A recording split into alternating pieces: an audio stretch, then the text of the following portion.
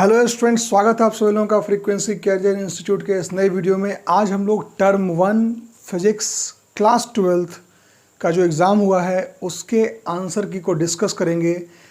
कई जगह इनके कुछ क्वेश्चंस में डाउट है, कई मैं नाम भी नहीं यहाँ ले सकता, लेकिन गलत आंसर बोला गया है। आप अगर कुछ सैंपल देख कर आए हैं ऑलरेडी तो आपको पता होगा कि 4-5 क्वेश्चन में कई जो बड़े बड़े दिग्गज हैं यूट्यूब पर उन लोगों ने भी गलत किया है, और कुछ क्वेश्चन को मेरे हिसाब से शायद कुछ जल्दी उन्होंने कंप्लीट कर दिया। लेकिन आपको यहाँ पर चूँकि आप वीडियो का एक लेंथ देख के आपको आइडिया लग गया होगा कि बहुत ही डिटेल में एक एक चीज़ हम यहाँ पढ़ने वाले हैं। आप समझो कि आप पढ़ने ही वाले हो, ओवरऑल आंसर तो आप मैच करेंगे ही करेंगे, साथ में आपको उस क्वेश्चन से रिलेटेड और भी इन्फॉर्मेशन मैं आपको प्रोवाइड कराऊंगा। ठीक है, तो शुरू करते हैं। पहला क्वेश्चन देखो, एक वो बात होती है पेपर टफ था पेपर इजी था, वो आप ही लास्ट में डिसाइड करना पेपर कैसा था, है ना। ये तक मैं बोलता हूँ कि इसमें एक ऐसा क्वेश्चन भी है जिसको ले कहा गया कि बहुत लेंदी क्वेश्चन है, और आप देखोगे वीडियो में कि उस क्वेश्चन को मैंने 15 सेकेंड के अंदर सॉल्व किया है। ठीक है, तो वो बात वहीं के लिए वेट करते हैं, जब क्वेश्चन आएगा देखेंगे कि लेंदी है कि टफ है या जो भी है। तो पहला क्वेश्चन शुरू करते हैं। पहला क्वेश्चन है नेगेटिवली चार्ज्ड पार्टिकल या body X is repelled by another charged object Y। ठीक है, मैं आपको एक बात और बता दूं कि जो पेपर कोड है वो 05524 है, और हो सकता है कि आपके पास कोई और सेट हो, तो पहले आप श्योर कर लें कि आपका यही सेट है, देन ओनली आप आंसर मैच करें। तो वापस क्वेश्चन पर आते हैं। कह रहा है कि एक नेगेटिवली चार्ज बॉडी X है, उसको वो रिपेल करता है किसी दूसरे ऑब्जेक्ट Y को। देखो, अगर Y को वो रिपेल कर रहा है तो 100% जो है Y पर भी चार्ज क्या होगा, X अगर नेगेटिव है तो Y पर भी चार्ज क्या होगा, नेगेटिव ही होगा। लेकिन कह रहा है कि एक ऑब्जेक्ट Z है जिसको वो अट्रैक्ट कर लेता है, तो Z का मोस्ट पॉसिबल आंसर क्या होगा। देखो, इसी क्वेश्चन को लेकर कंट्रोवर्सी। सबसे पहला क्या बता रहा हूँ, अगर इस पर नेगेटिव है तो ऑफकोर्स Z अगर पॉजिटिव होगा तो बिल्कुल वो उसको अट्रैक्ट करेगा, मैं मानता हूँ। लेकिन अगर Z न्यूट्रल है तो भी उसको वो अट्रैक्ट करेगा ही करेगा। आप जानते हैं कि अगर कोई ऑब्जेक्ट नेगेटिवली चार्ज है और इसके पास मान लो मैं ऑब्जेक्ट Z ला के रख दूँ जिस पर कि कोई चार्ज ना हो, तो उस पर कोई चार्ज नहीं है मतलब क्या, इसमें प्लस और माइनस काफ़ी जम्बल्ड फॉर्म में है। तो ये नेगेटिव को देख के क्या होगा, सारा का सारा पॉजिटिव जो है वो इस लाइन में यहाँ पर आ जाएगा और सारे के सारे नेगेटिव यहाँ आ जाएंगे। इसको बोलते हैं पोलराइजेशन। क्या बोलते हैं, पोलराइजेशन। अब इससे क्या होगा, नेट चार्ज तो इस पर जीरो ही है, लेकिन ये माइनस इसको अट्रैक्ट करता है और यही माइनस इसको रिपेल भी करता है।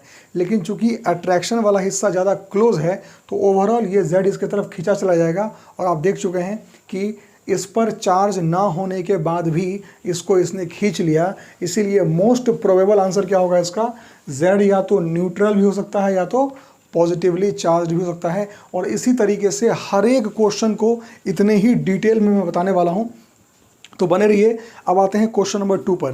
क्वेश्चन नंबर 2 बहुत ही प्यारा क्वेश्चन है, और इसी क्वेश्चन के माध्यम से CBSE ने आपसे चार्ज के सभी प्रॉपर्टीज़ को कवर करवा लिया। देखो कैसे, पहले क्या बोल रहा है कि एक एक्सपेरिमेंट में 3 माइक्रोस्कोपिक लेटेक्स स्फीयर, लेटेक्स मतलब जैसे रबर जैसा होता है ना, तो उसके स्फीयर को स्प्रे किया गया एक चैम्बर में और उस पर ये चार्जेस पाए गए। यानी इनिशियली उस पर +3, +5 और -3 चार्ज पाए गए। तो अगर मैं इनिशियल चार्जेस को जरा काउंट कर लूँ, देखो तो 3 से 3 कट गया, यानी कि चार्ज इनिशियल जो है उस पर कितना था, इनिशियल चार्ज उस पर होगा 5 इलेक्ट्रॉन के बराबर चार्ज इनिशियल होगा। तो इसको हमने ऐड किया तो ये एडिटिविटी प्रॉपर्टी चार्ज का आपको यहाँ समझ में आ गया। इसके बाद क्या कह रहा है कि उन सभी को कांटेक्ट में लाया गया और फिर सेपरेट कर दिया गया, तो फाइनल चार्ज उस पर क्या होगा। देखो, अगर इनिशियल चार्ज 5e है तो फाइनल चार्ज भी क्या होगा, 5e ही होना चाहिए। तो देखो, पहले तो यहाँ पर ये पॉइंट में e है तो इसको पहले हटा दो, क्योंकि इसमें एक और प्रॉपर्टी उसने पूछ लिया कि क्वांटाइजेशन ऑफ चार्ज। आप जानते हैं कभी भी चार्ज जो है वो इलेक्ट्रॉन के मल्टीपल में डेसिमल में हो नहीं सकता, तो आप C को पहले ही हटा दो। ठीक है, इसको भी लेके कई लोगों ने बहुत थ्योरी दी है ना, कि पोटेंशियल सेम होगा, ये पता नहीं क्या क्या उल्टा सीधा। सिंपल लगता है, कटेगा तो कटेगा, खत्म, डेसिमल में होगा ही नहीं। ठीक है, अब देखो बाकी ऐड करो, 5 5 10 में से 4 गया 6, ये हो ही नहीं सकता। अब मेरे को 5 चाहिए ना, 6 6 12 में 7 गया 5, तो एग्जैक्टली आंसर बी सही है अपना। देख लो ये 5 और 7 12 में से 8 गया 4, ये भी ऑप्शन गलत है। सो ऑप्शन बी इसका सही आंसर है। आते हैं क्वेश्चन नंबर 3 पर। क्वेश्चन 3 क्या बोल रहे हैं कि an object has charge 1 coulomb, एक ऑब्जेक्ट के पास 1 कूलम चार्ज पहले से था और उसने 5 × 10⁻18 इलेक्ट्रॉन्स को और गेन कर लिया। देखो कभी भी अगर कोई इलेक्ट्रॉन को गेन करता है ना तो उस पर नेगेटिव चार्ज आता है, क्योंकि वो नेगेटिव चीज़ को अपना रहा है, गेन कर रहा है। तो लिखेंगे इसका आंसर में, देख लेते हैं। तो Q इक्वल टू क्या होता है, NE होता है, ठीक है ना। तो N नंबर ऑफ इलेक्ट्रॉन कितने हैं, 5 × 10⁻18 इलेक्ट्रॉन्स, और एक इलेक्ट्रॉन पर चार्ज क्या होता है 1.6 × 10⁻19 कूलम। और ये जो चार्ज है वो चूंकि इलेक्ट्रॉनिक चार्ज है, इसीलिए इसको हम नेगेटिव में ही काउंट करेंगे, क्योंकि इतने इलेक्ट्रॉन्स जिस बॉडी के अंदर आएंगे उसमें इतना नेगेटिव चार्ज भी इनहेरिट हो जाएगा। इसको मल्टीप्लाई करोगे क्या आएगा, 16 5 80 8 × 10⁻ क्या हो जाएगा माइनस का 1, यह आ जाएगा माइनस ऑफ 0.8 कूलम, ठीक है। पहले से बॉडी के पास 1 कूलम था और इतने इलेक्ट्रॉन लेने की वजह से उस पर -8 कूलम चार्ज इनहेरिट हो गया, तो charge net on the body क्या हो जाएगा, वो हो जाएगा 1 plus of -0.8 coulomb, and the answer is 0.2 coulomb. Option D इसका सही है। बढ़ते हैं हम क्वेश्चन नंबर 4 की तरफ। 4 क्या कहता है कि किरचॉफ के जो 2 नियम है, किरचॉफ का फर्स्ट लॉ जिसको कि हम किरचॉफ करंट लॉ बोलते हैं, और दूसरा है किरचॉफ सेकेंड लॉ जिसको किरचॉफ वोल्टेज लॉ बोलते हैं, ये रिस्पेक्टिवली कौन से रूल्स पर बेस्ड है। देखो ये पढ़ाते वक्त ही बोल दिया जाता है कि किरचॉफ का करंट लॉ जो है वो कंजर्वेशन ऑफ चार्ज पर बेस्ड है, और किरचॉफ वोल्टेज लॉ जो है, चूँकि वोल्टेज मतलब कहीं ना कहीं एनर्जी से एसोसिएटेड है, वो पोटेंशियल एनर्जी, वोल्टेज, इनसे एसोसिएटेड है, तो किरचॉफ का सेकेंड लॉ जो है वो कंजर्वेशन ऑफ एनर्जी पर बेस्ड है। ये डायरेक्ट क्वेश्चन है, ठीक है ना। तो आप देखेंगे इसके ऑप्शन में क्या क्या, एक तो पहले लिखा है रिस्पेक्टिवली, तो किरचॉफ का फर्स्ट लॉ जो है वो चार्ज पर बेस्ड है, तो जिसमें पहले मोमेंटम तो ऐसे भी नहीं होगा, जिसमें पहले चार्ज है ही नहीं उसको तो भूल जाओ, तो चार्ज इन दोनों में है, लेकिन इसमें मोमेंटम कहीं से हो ही नहीं सकता, आप जानते ही हैं, तो ये भी नहीं होगा, तो ऑप्शन क्या होगा, डी सही होगा। सिंपल है, conservation of momentum, conservation of charge और conservation of energy is the right answer. Option D is the right answer. आते हैं क्वेश्चन नंबर 5 पे। कह रहा है एक इलेक्ट्रिक पावर है, an electric not electric power, it's will something else. मैं देख लेता हूँ क्वेश्चन में क्या है, जल्दबाजी में मैंने कुछ और लिख दिया है। सॉरी नहीं सही है, द इलेक्ट्रिक पावर, मैं पढ़ रहा था, consumed by 220 volt 100 what bulb operated at 110 volt. देखो 10th क्लास का क्वेश्चन है ये, मानो या नहीं मानो। बल्ब का जब भी कभी क्वेश्चन आए तो उसमें सबसे पहले आप बल्ब का निकालो रेजिस्टेंस। तो पहले रेजिस्टेंस और बल्ब के लिए फॉर्मूला कौन सा यूज़ करते हैं, जो पावर के लिए हम यूज़ करते हैं पैरेलल में, क्योंकि बल्ब मतलब सीधे पैरेलल, ये हिंट आपको पता होगा। तो आर क्या हो जाएगा, V²/P। वोल्टेज बल्ब पे क्या लिखा होता है 220 वोल्ट, तो 220 × 220 अपॉन पावर कितना है जिस पे बल्ब ऑपरेट करता है वो है 100 वाट, कटा कितना आएगा ये 22 × 22 ओम। मैं लिख सकता हूँ 484, लिखूंगा नहीं क्योंकि मुश्किल हो जाएगा, ठीक है। ओके, ऑपरेटेड कितने पे है 110 वोल्ट पे। अब निकालना क्या है पावर, देखो तो पावर अभी जो है वो कितना हो जाएगा, तो पावर का फॉर्मूला क्या, ये पावर यहाँ इसको ऐसा P' कर लेते हैं, जो अभी पावर है ना, तो कितना हो जाएगा, उसके लिए हम अब यूज़ करेंगे क्या formula, V²/R। So what is V, right now V is 110 and what is R, R of the bulb is 22 × 22, इससे गया 5 और नहीं एक मिनट V² है ना 110, ठीक है, तो इससे गया 5, इससे गया 5, आंसर क्या आया 25 what. Option A is correct. देखो कितना इजी क्वेश्चन है। चलिए अब बढ़ते हैं अपने नेक्स्ट क्वेश्चन की तरफ। तो क्वेश्चन नंबर 6 क्या बोल रहा है कि इनमें से कौन से मटेरियल का temperature coefficient of resistivity negative होता है। ठीक है, बिल्कुल थ्योरी वाला क्वेश्चन है। हम फॉर्मूला जानते हैं कि resistance at given temperature is equal to क्या होता है R0 1 + α∆T। ठीक है, वैसे इसका कोई काम नहीं है, मैं सिर्फ आपके नॉलेज के लिए यहाँ पे लिख दे रहा हूँ। और जो मेटल्स होते हैं उनमें टेम्परेचर बढ़ाने से रेजिस्टेंस या रेजिस्टिविटी बढ़ता है, रेजिस्टेंस बढ़ता है, तो ऑफ कोर्स अल्फा उसका पॉजिटिव रहेगा, है ना, कॉमन सी बात है। तो घटता किस में है, तो सिर्फ सेमी कंडक्टर में घटता है, और मेटल्स वाले जितने भी ऑप्शन हैं वो सारे गलत हो जाएंगे। ऑप्शन सी करेक्ट है। ओके, चलिए क्वेश्चन नंबर 7 अगेन एक सिंपल क्वेश्चन है, वो आपको मेरे एक्सप्लेनेशन से समझ में आ जाएगा कि मैं ऐसे ही उसको सिंपल नहीं बोल रहा हूँ, कुछ कारण है तभी सिंपल बोल रहा हूँ। तो 2 wires carrying current I1 and I2 जो डायग्राम में बना के दिया हुआ है कि I1 करंट जो है वो पॉजिटिव x एक्सिस की तरफ जा रहा है और I2 करंट जो है वो पॉजिटिव y एक्सिस की तरफ मूव कर रहा है, स्लाइटली एबव ईच अदर, मतलब कि एक वायर के जस्ट ऊपर दूसरा वायर रखा हुआ है इन अ हॉरिजॉन्टल प्लेन, जैसा कि प्लेन आपको दिख रहा है। तो region of vertically upward strong magnetic field कहाँ पर होगा, है ना। तो वर्टिकली अपवर्ड, देखो कुछ नहीं, इसमें मैक्सवेल्स का आपका राइट हैंड रूल लगेगा। Okay, chapter 4 moving charges and magnetism का क्वेश्चन, फर्स्ट पेज से क्वेश्चन आया हुआ है, देखेंगे।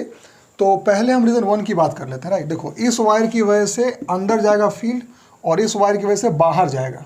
तो एक की वजह से अंदर, एक की वजह से बाहर जो है वो यहाँ पर ऑफकोर्स कैंसिल आउट हो जाएगा, तो 1 तो ऑप्शन हो नहीं सकता। अब जरा हम हमें अपवर्ड पता करना है ना, बस। हाँ, अगर करंट की वैल्यू अलग रहेगा तो इट इज़ पॉसिबल, लेकिन फिर भी एक अंदर है और एक बाहर है, तो ऑफकोर्स अपोजिट है ना, तो बात हो नहीं सकती वहाँ पर। चलिए सेकंड में देखते हैं, इसकी वजह से यहाँ अंदर तो उधर से घूम के तो बाहर जाए, देखो यहाँ बाहर आएगा, बाहर आएगा, और इसकी वजह से, हाँ इसकी वजह से देखो बाहर आएगा। तो 2 वो रीजन है जहाँ दोनों की वजह से बाहर आ रहा है, तो 2 हमारा ऑप्शन हो सकता है सही। अब बाकी थर्ड का देख लेते हैं। थर्ड में इसकी वजह से अंदर, इसकी वजह से बाहर, नहीं भैया थर्ड भी नहीं होगा। फोर्थ में देखो इसकी वजह से अंदर, इसकी वजह से अंदर, तो इन्वर्ट तो पॉसिबल ही नहीं है, तो अपना ऑप्शन क्या हो गया, ऑप्शन बी सही है। बढ़ते हैं क्वेश्चन नंबर 8 की तरफ, नोट कर लेंगे। चलिए तो क्वेश्चन नंबर 8 और 9 अब हम डिस्कस करते हैं। क्वेश्चन नंबर 8 क्या कह रहा है कि 2 parallel conductors carrying current 4 ampere and 10 ampere are placed 2.5 centimetres apart in vacuum, the force per unit length. देखो मैं इसको बिल्कुल टफ नहीं मानूंगा क्योंकि डायरेक्ट फॉर्मूले से क्वेश्चन आया हुआ है, ठीक है। आप पढ़े होंगे कि फोर्स पर यूनिट लेंथ का फॉर्मूला क्या होता है। अगर 2 वायर्स अगर इस तरीके से हैं, पैरेलल हैं, उनके बीच का डिस्टेंस डी है, तो उसका फॉर्मूला क्या होता है, it is mu naught of I1 I2 upon 2 pi D. कुछ है ही नहीं टफ इसमें, बताओ क्या मुश्किल है, कुछ है ही नहीं, वैल्यू पुट करना है बस। बताओ कैलकुलेशन कोई भी कर लेगा। कितना होता है mu naught, it is 4 pi into 10 to the power -7। I1 कितना है 4 एम्पियर, I2 कितना है 10 एम्पियर अपॉन 2 पाई, और D कितना है 2.5 सेंटीमीटर्स। तो क्या हो जाएगा, 2.5 को आपको 10 टू द पावर -2 से मल्टीप्लाई करना पड़ेगा ताकि वो मीटर में आ जाए। ओके, चलो अब काटो पीटो इसको, ये हो गया 2। ओके, और क्या कर सकते हैं, और इसमें हम लोग 4 2 8, राइट। तो ये हो गया कितना, 4 और 2 8 लिख लिया। 10 की पावर -7 और 10 कितना हो गया, 10 की पावर -6, और ये चला गया ऊपर, तो क्या हो गया 10 की पावर -6 + 2, ठीक है। और अपॉन में क्या आ जाएगा, ये तो कट ही गया, सिर्फ 2.5 आ जाएगा। यहाँ से पॉइंट हटाओ तो 1 0 और ऊपर जाएगा, और 25 को अगर हम इससे डिवाइड करते हैं तो 25 3 है ना, तो 3 पॉइंट, और फिर 25 75 होता है 250, हाँ 3.2 आ गया, और 10 की पावर -4, हाँ यस करेक्ट। सो अपना ऑप्शन डी करेक्ट है, नोट कर लेंगे।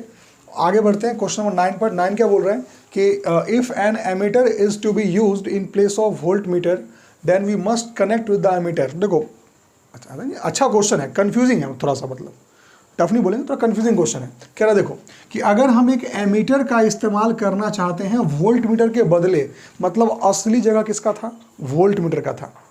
वोल्ट मीटर का जगह है, तो वोल्ट मीटर का प्रॉपर्टी कैसा होता है, हाई रेजिस्टेंस होता है। तो मतलब देखो उसके जगह पे उसको लाना है। अब मान लो कि शादी में ब्लैक ड्रेस का पूरा ड्रेस कोड है और आपको शादी में जाना है, तो ब्लैक पहन के जाओ, सीधी बात। नहीं तो जाने ही नहीं देगा, वो बोलेगा अरे तो कहीं और का आगे भगा देगा आपको।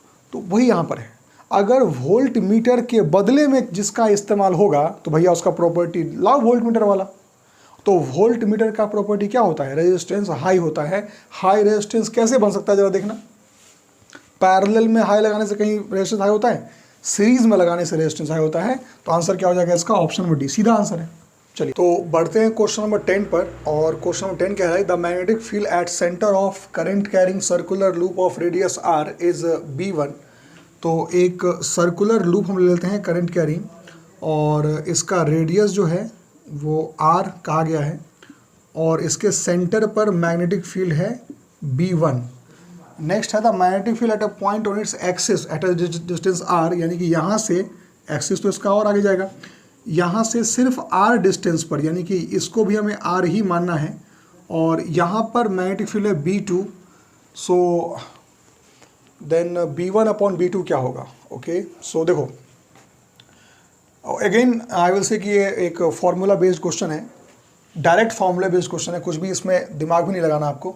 तो पहला जो B1 है वो क्या है? सेंटर पर है ना। चलो देखो तो B1 क्या हो जाएगा? B1 is mu naught I upon 2r। Magnetic field at the centre mu naught I by 2r होता है। नेक्स्ट B2 यानी कि magnetic field at the axis का फॉर्मूला क्या होता है? So it is mu naught I r square upon 2 r square plus x square power 3/2। मैंने कई बार बताया था फॉर्मूला याद रहेगा, क्वेश्चन में कभी कोई दिक्कत नहीं आएगी। एक आध क्वेश्चन ट्रिकी बन सकता है, लेकिन वो भी बोर्ड में बहुत कम चांस है कि बनेगा। ठीक है, चलिए अब यहाँ पर x क्या होता था? नॉर्मल फॉर्मूले में x इसी एक्सियल डिस्टेंस को बोलते थे, जो कि इस क्वेश्चन में r ही है। तो ये क्या हो जाएगा? It will B mu naught I of r square upon twice, और ये भी r हो गया तो कितना हो गया? ये हो गया आपका 2r स्क्वायर, और पावर क्या आ गया? 3/2 आ गया, राइट। तो ये कितना हो जाएगा? ऊपर हो जाएगा mu not I r square upon 2 है। अब देखो ये 2 का भी पावर 3/2 होगा और r स्क्वायर का भी पावर 3/2 होगा।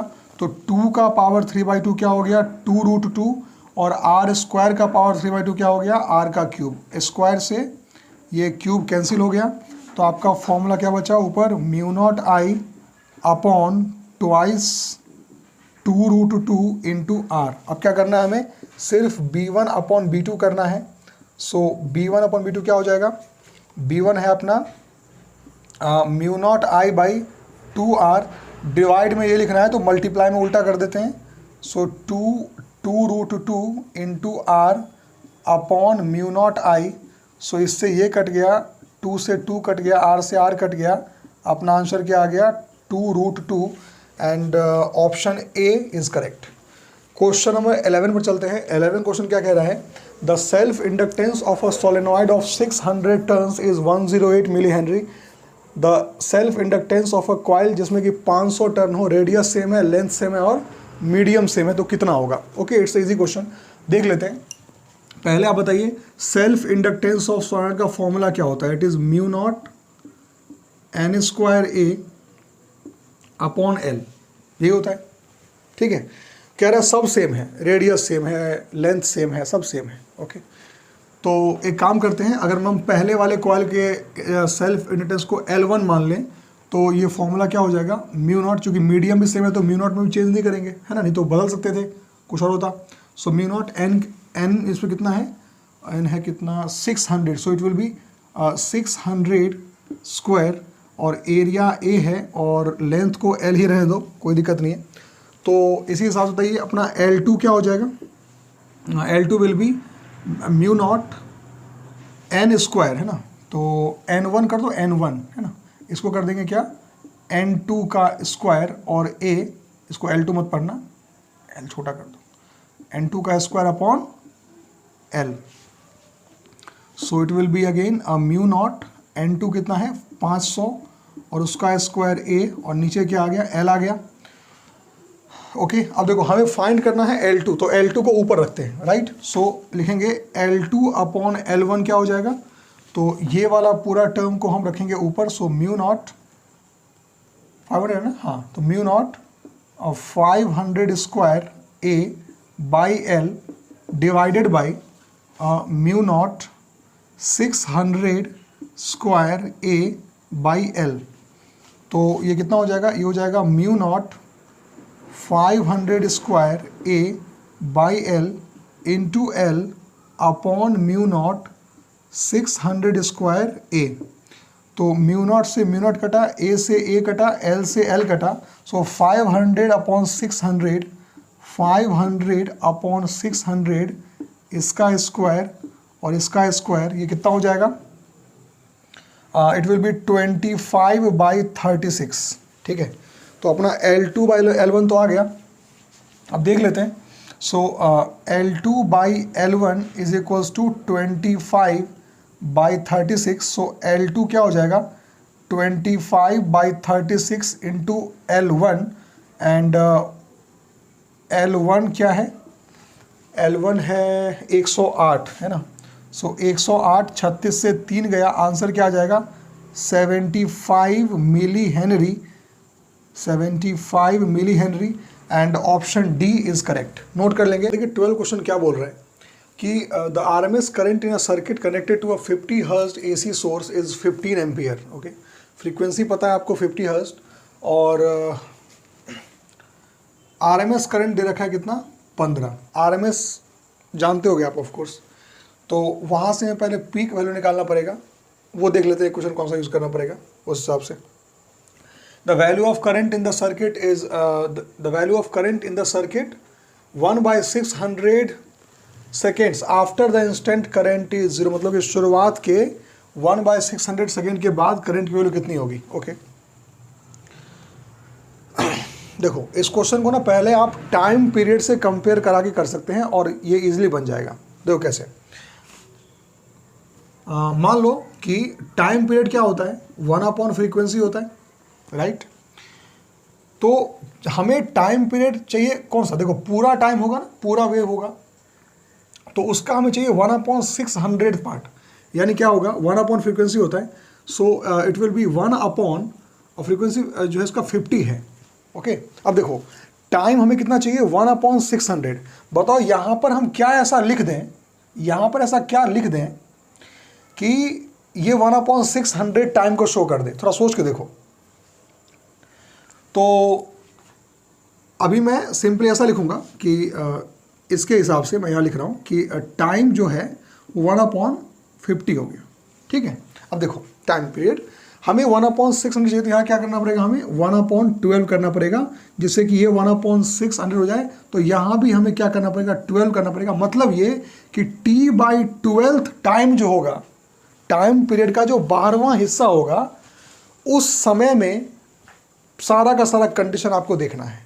यही इस क्वेश्चन का सबसे मेन चीज़ था। अच्छा क्वेश्चन है, 10 में से कम 8 नंबर मैं इसको दूंगा। आपके हिसाब से क्वेश्चन काफ़ी अच्छा क्वेश्चन है, क्योंकि ये सोच पाना उस मोमेंट थोड़ा सा मुश्किल काम है। ओके सो T/12 आ गया। अब देखो हम जानते हैं करंट का फॉर्मूला क्या होता है? It is I0 of sine omega T. I क्या होता है? I0 of sine omega T होता है। सो I0 क्या हो जाएगा? ये आप जानते हो, ये IRMS और इंटू √2 होता है ना, क्योंकि ये तो पता ही होगा आपको। चलिए साइन लिख लिया हमने, एंड ओमेगा टी। अच्छा ओमेगा क्या होता है? Omega is 2π/t, and what is T? T is T/12। Okay so what is IRMS? It is 15 √2 multiplied by sine of T से टी गया, पाई से क्या आ गया नीचे? अरे नहीं, पाई तो रहेगा, 2 से क्या आ गया नीचे? 6 आ गया, यानी कि साइन π/6 यानी साइन 30, और साइन 30 होता है 1/2, यानी पूरा क्या हो गया? 1/2 हो गया। सो इट विल बी 15 √2/2। तो एक तो जाएगा, आंसर क्या आएगा? 15 √2 ampere. Option A is the correct answer. Okay note कर लेंगे। क्वेश्चन नंबर 13 पर आते हैं। 13 क्या बोल रहा है कि in a circuit the phase difference between the AC मतलब ऑल्टरनेटिंग करंट एंड वोल्टेज π/2। देखो फेज डिफरेंस π/2 कहाँ कहाँ होता है? AC का बेसिक नियम है यार इसमें। ये क्वेश्चन बहुत इजी क्वेश्चन है, हंसते खेलते बन जाएगा। कैपेसिटर जो होता है, आप जानते हैं कैपेसिटर करंट को π/2 से आगे कर देता है, इंडक्टर करंट को π/2 से पीछे कर देता है। यानी कि कैपेसिटर और इंडक्टर C और L दोनों ही केसेस में जो करंट होता है वो नॉट करंट और वोल्टेज जो होता है उसमें π/2 का डिफरेंस होता है। यानी कि अपने को π/2 डिफरेंस करें, इसमें कह रहा है कि विच of the following cannot be, कौन नहीं हो सकता? तो देखो ओनली सी, कैपेसिटर तो हो सकता है, बिल्कुल हो सकता है, तो ये तो होगा नहीं आंसर। इंडक्टर बिल्कुल हो सकता है, ये नहीं होगा। इंडक्टर और कैपेसिटर, ये भी दोनों और लग गया ना इसमें, और मतलब क्या होता है, दोनों में से कोई भी एक, ये भी हो सकता है, हमें नहीं ढूंढना है। ऑप्शन क्या होगा? और yes it is L R circuit में आप जानते हैं कि जब आप एल आर सर्किट बनाओगे तो उसका फेजर जब बनाओगे तो दोनों का रिजल्टेंट है ना, जो अपना ईएमएफ आता है वो रिजल्टेंट आता है ना, तो इसमें इंडक्टर का वोल्टेज क्या होगा बताइए, आगे होगा ना, और करंट पीछे होगा। तो वी एल आपको यहाँ ऊपर बढ़ाएंगे और नेट यहाँ पर आएगा ना, ये होगा आपका वी आर। तो ऑफकोर्स बीच में आ गया ना, कहाँ आ गया फेज, देखो फेज पाई बाय 2 ना, क्या फेज यहाँ पे क्या आता है, फाई आता है, पीछे आता है लेकिन फाई से आता है। So L and R is the answer, तो ऑप्शन सी करेक्ट हो गया। चलिए 14 देखो क्या कहता है, again a simple question. The electric potential V at any point x y z is given by V equals to 3x², ठीक है। और कह रहा है कि इस लोकेशन पर इलेक्ट्रिक फील्ड क्या होगा। मैं कहता हूँ इससे सिंपल क्वेश्चन इलेक्ट्रिक फील्ड का हो ही नहीं सकता कोई, ठीक है। हम जानते हैं फॉर्मूला इलेक्ट्रिक फील्ड का क्या होता है, वोल्टेज टर्म्स में इट इज -dV/dr होता है ना। ये तो बहुत सिंपल है यार, relation between electric field and potential -dV/dr। मतलब कि आपको करना क्या है, आपको वोल्टेज को r के रिस्पेक्ट में डिफ्रेंशिएट करना है, और अगर x है तो x से कर देंगे, इसमें क्या दिक्कत है ना। x में कर बताओ 3x² क्या हो जाएगा electric field, so it will B 6x, वो भी नेगेटिव का, r नहीं रखते हैं आप, x कर लेते हैं, ठीक है। सो 6x। अब देखो वो अब कह रहा है कितने पर, इस लोकेशन पर, इस लोकेशन में x भी है, y भी है, z भी है, हमें कितने पर निकालना है, सिर्फ x पर पूछ रहा है ना। Where x in meters and second the electric potential at this point, यानी देखो इसमें सिर्फ x ही तो है, इसमें y z होता तब तो वैल्यू पुट करते, सिर्फ x है तो x डाल दो, खत्म। कितना आएगा आंसर, -6i, यानी ये होगा 6, वो भी नेगेटिव x एक्सिस पर। कौन सा ऑप्शन है, ऑप्शन ए करेक्ट। चलो यहाँ आते हैं, विच of the following diagram represent the electric field between two charge plates if a neutral conductor is placed in between the plates. Okay, अब देखो है तो सिंपल ही क्वेश्चन बट थोड़ा यूनिक सा है, और ये क्वेश्चन मैं कहूँ कि जनरली अगर आपको फील्ड्स का, क्योंकि कॉम्प्लेक्स तो देखो है ना, अगर शेप की बात करें तो थोड़ा सा कॉम्प्लेक्स है, क्योंकि जनरली हम पॉइंट चार्ज की वजह से पढ़ते हैं, डायपोल की वजह से पढ़ते हैं इलेक्ट्रिक फील्ड लाइंस, और ये थोड़ा सा कंफ्यूजिंग आया है। लेकिन अगर आप इसको रिजेक्शन मेथड से करो तो बहुत ईजिली बन जाएगा। जैसे कि यहाँ इन्होंने प्लस चार्ज से कुछ आता हुआ नहीं दिखाया, तो ऑप्शन ए गलत हो जाएगा। बीच में यहाँ कोई फील्ड है ही नहीं, और स्ट्रेट तो हो ही नहीं सकता, क्योंकि यहाँ जब वैनिश होगा तो ये लाइंस कर्व होंगी, स्ट्रेट कभी नहीं हो सकता, ये तो हो ही नहीं सकता कभी भी, लाइन तो ऐसी आती हैं। ऑप्शन डी ही हमेशा करेक्ट होगा। इसमें एक चीज़ इनको और देना चाहिए था, और वो है ये लाइन, एक लाइन बिल्कुल सीधा आएगा, यहाँ बीच में नहीं होगा, और बाकी इसके थोड़ा सा क्या हो जाएगा, वो कर्व हो जाएगा, राइट। सो ये हमारा ऑप्शन डी करेक्ट है। अब हम बढ़ते हैं क्वेश्चन नंबर 16 पर। ओके, क्वेश्चन आया हुआ है कैपेसिटेंस का, और अच्छा कंसेप्चुअल क्वेश्चन है, नो डाउट ये आसान क्वेश्चन नहीं है, थोड़ा सा अच्छे लेवल का क्वेश्चन है। और जो अभी 17 आप देख रहे हैं, we will discuss about that, ये थोड़ा आसान है इसके कंपैरिजन में। तो पहले 16 कर लेते हैं। क्वेश्चन कह रहा है a variable capacitor is connected to a 200 volt battery. Okay, ठीक है।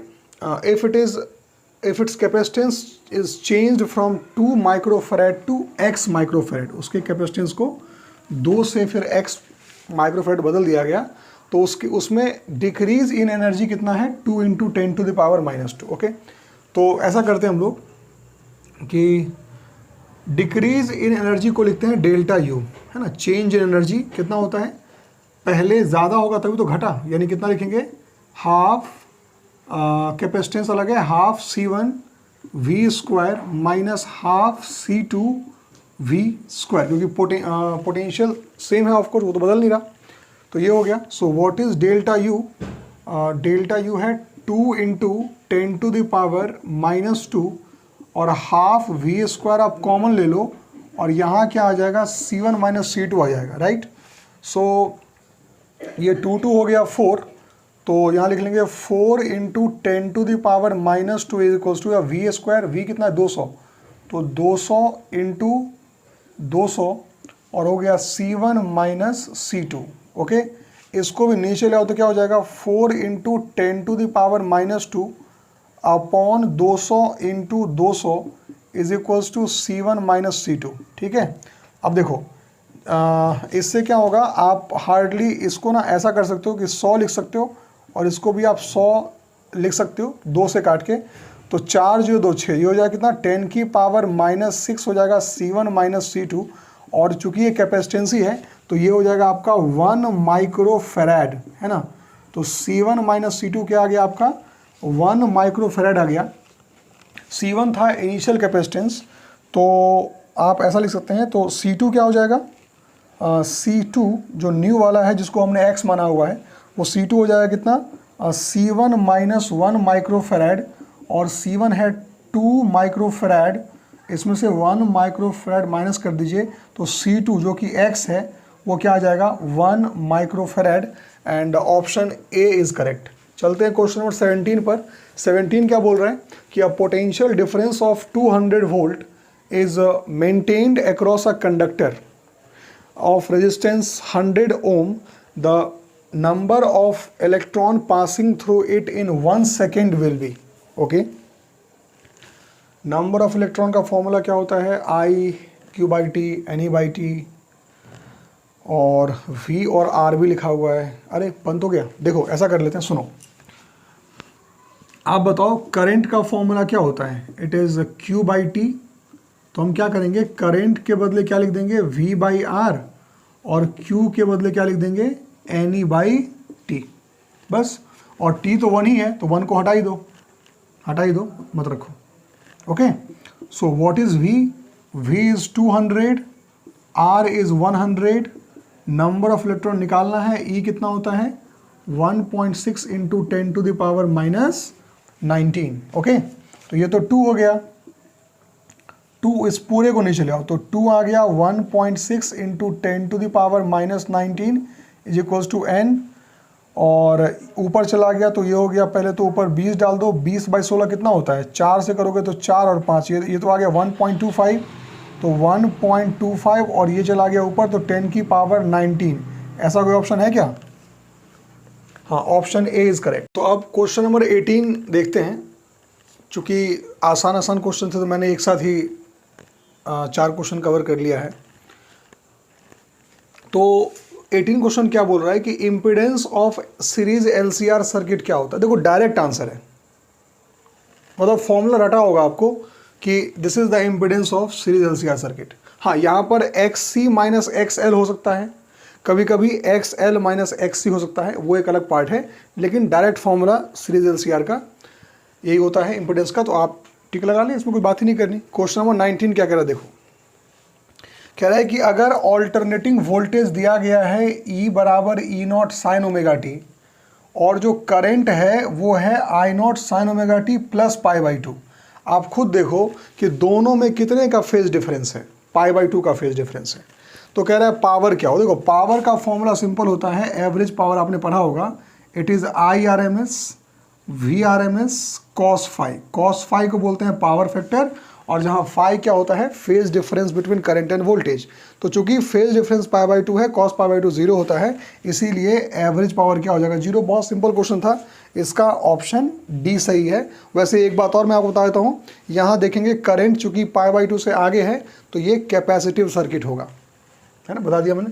चलिए क्वेश्चन नंबर 20 पर आते हैं। 20 क्या बोल रहा है कि a current carrying wire kept in a uniform magnetic field will experience maximum force when it is. देखो फोर्स का फॉर्मूला क्या होता है, force is equals to ILB sine theta होता है।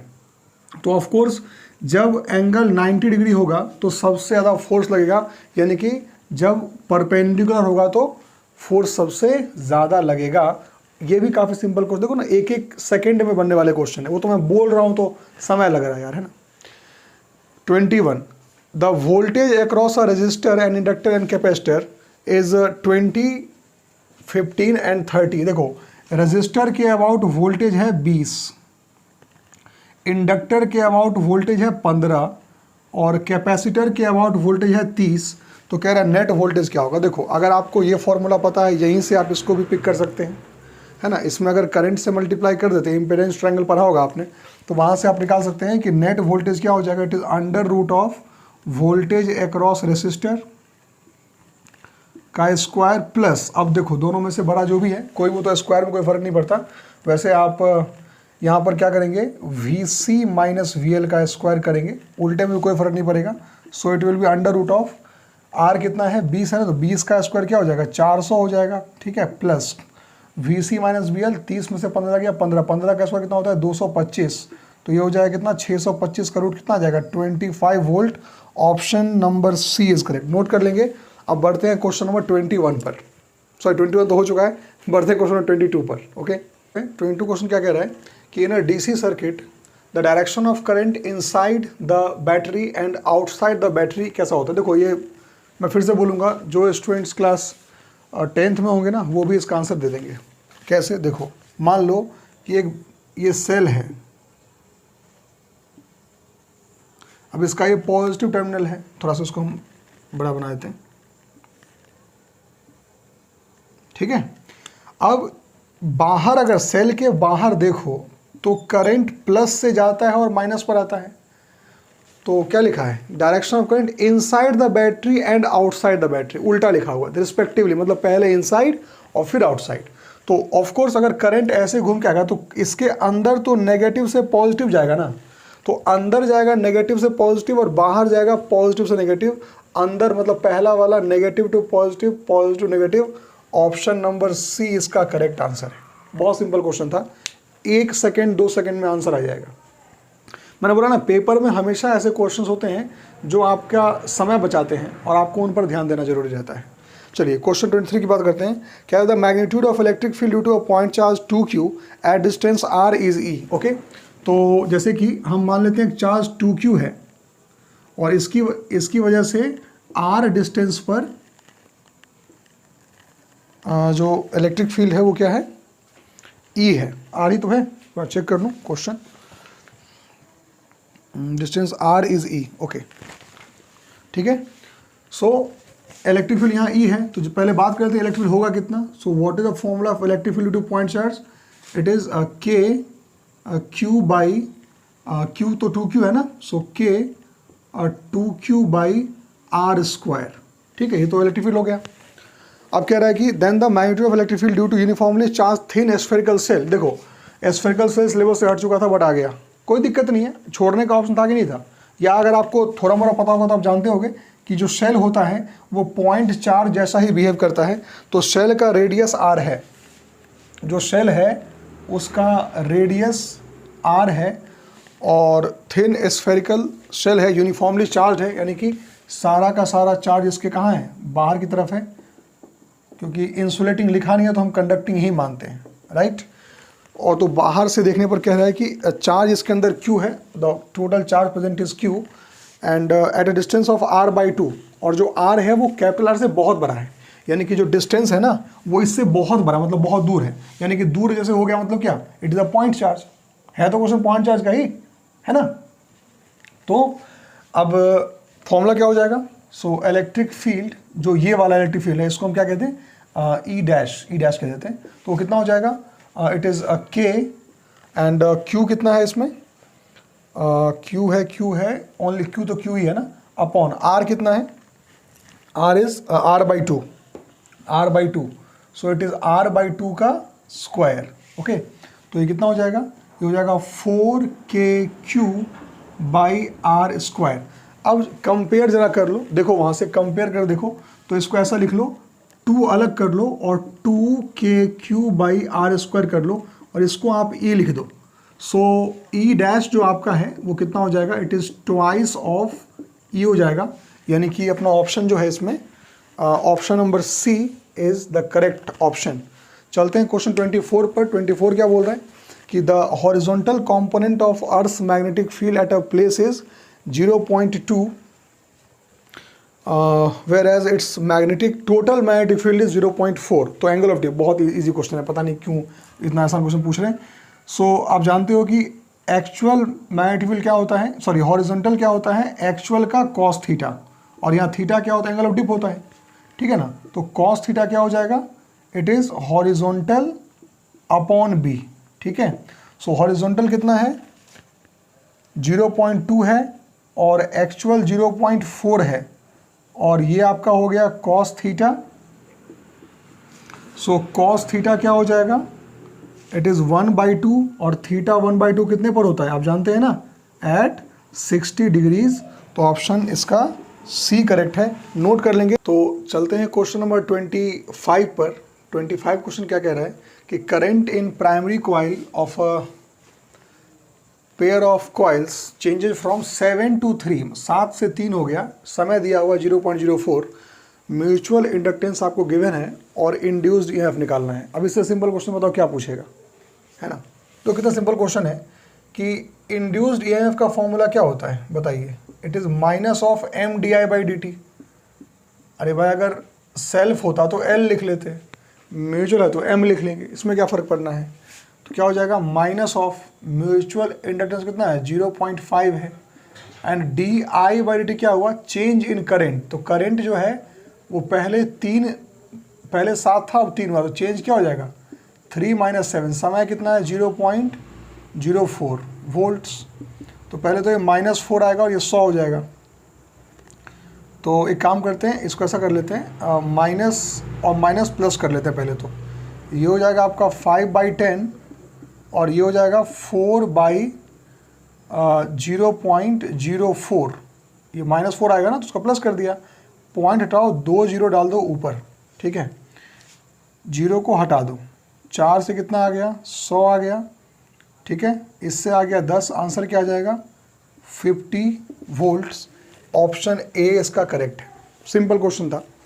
चलते हैं क्वेश्चन 26 पर। क्या कह रहा है कि the square sheet of side a lying parallel to x y plane at z equals to a. देखो क्या है कि एक स्क्वायर है, ठीक है, और ये स्क्वायर जो है वो एक्स वाई प्लेन में लाई कर रहा है, कैसे भी लाई कर रहा है, एक्स वाई प्लेन में है। इलेक्ट्रिक फील्ड जो है उसमें वो CZ² K कैप, मतलब कि इलेक्ट्रिक फील्ड जो है वो बाहर की तरफ है। तो कह रहा है कि फ्लक्स क्या होगा बताओ। ये भी अब इससे सिंपल क्या पूछेगा क्वेश्चन, बोल रहा हूँ ना बहुत आसान क्वेश्चन है ये सब जो मैं अभी एक एक पिक कर रहा हूँ। एक आध जो लगेगा मुझे जैसे ये थोड़ा अच्छा क्वेश्चन है, हालांकि उतना भी नहीं है, मतलब ये पूरे क्वेश्चन अगर आप संभल के करें 2 मिनट में ये सारे क्वेश्चन बन जाएंगे। कभी आप करके देखना, अभी ये सीख लो फिर करके देखना, आपको समझ में आ जाएगा। तो फ्लक्स निकालना है ना, देखो फ्लक्स का फॉर्मूला क्या होता है, flux is basically B.A, right.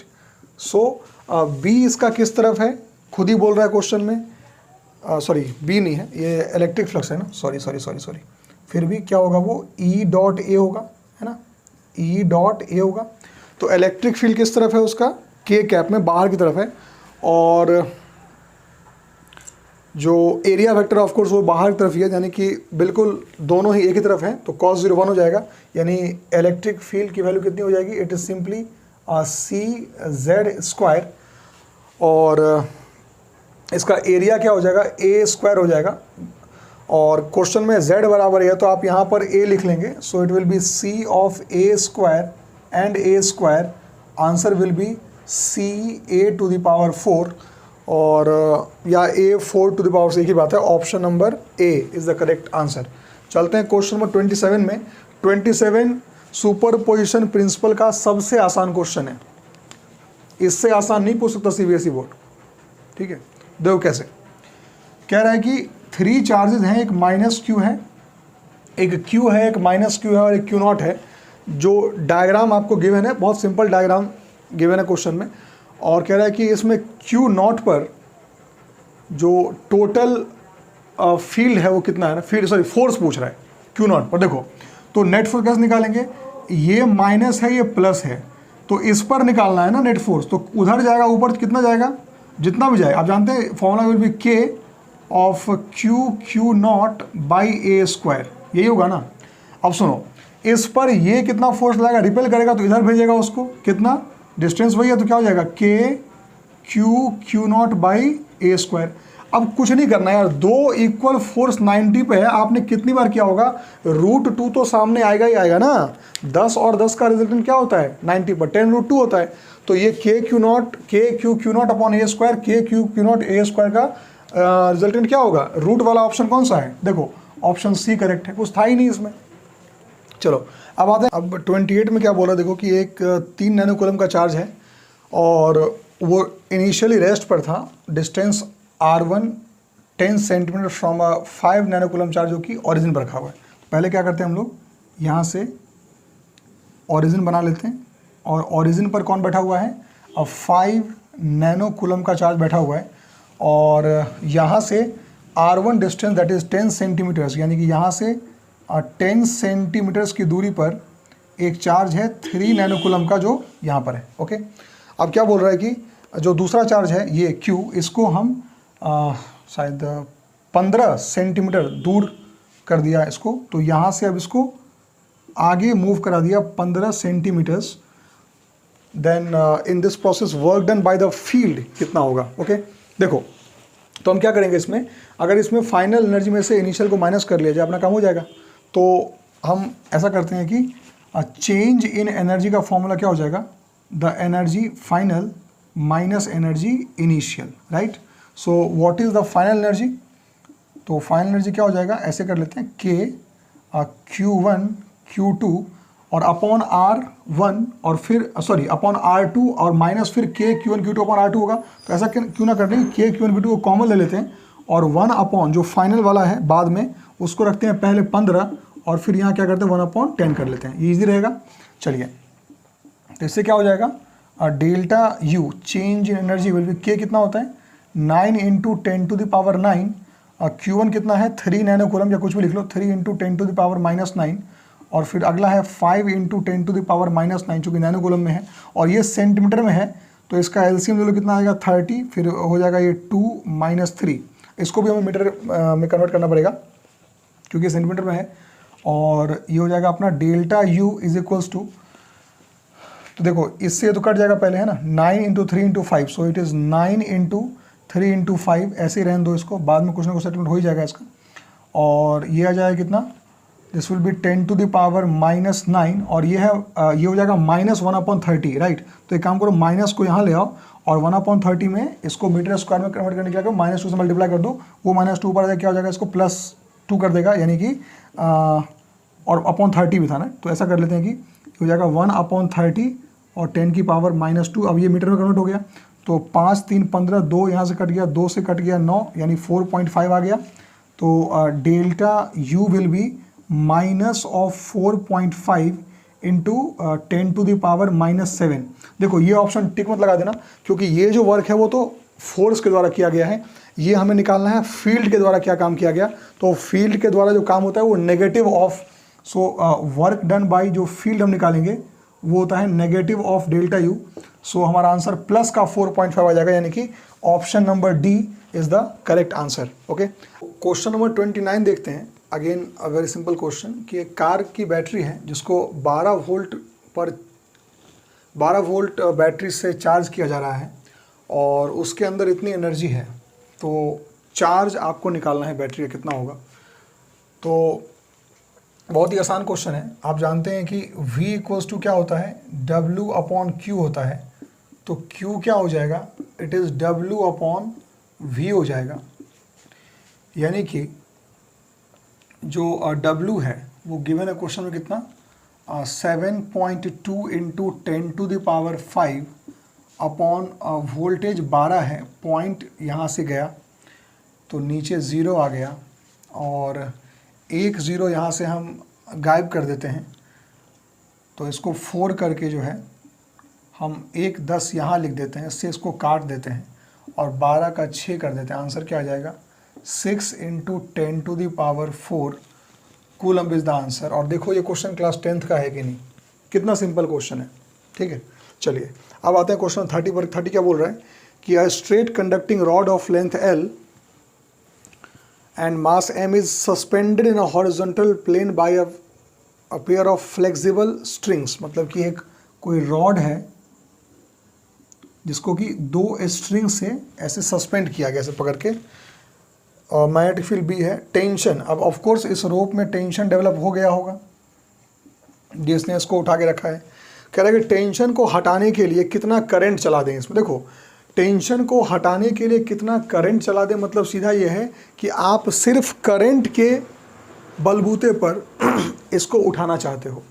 तो हम जानते हैं कि इस रॉड का मास अगर m है तो इस पर डाउनवर्ड फोर्स क्या लग रहा होगा, mg लग रहा होगा। और अगर इस पर हम मैग्नेटिक फोर्स काउंट करें वायर पर तो वो ILB होता है। तो जिस दिन ये mg ILB के बराबर हो गया, परपेंडिकुलर तो है ही, उस दिन ये बैलेंस हो जाएगा, मतलब उस दिन टेंशन की जरूरत नहीं पड़ेगी। यानी कि इससे अपना करंट का वैल्यू क्या हो जाएगा, it will be simply mg/LB। बहुत ही आसान क्वेश्चन था और इसका ऑप्शन सी करेक्ट हो जाएगा।